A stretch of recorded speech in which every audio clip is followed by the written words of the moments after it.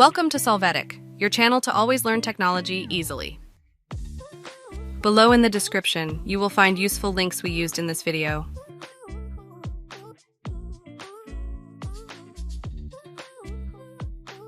Today in Solvetic, we will see how to insert 𝗔𝗟𝗟 in Word. Open your Word file. You are going to go to the Insert menu. There, under Table, choose the option 1 by 1. Then from the Table Design menu, choose the width of the line you want.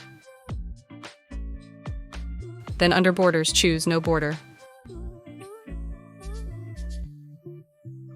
Again, open the Border option. This time select Bottom Border. Finally, adjust the line size and you have your signature line in Word.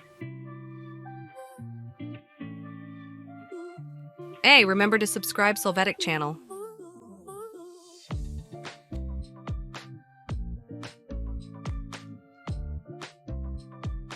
We hope it has been helpful for you. Here are links to watch more videos of your interest and subscribe to the Solvetic channel. Thank you.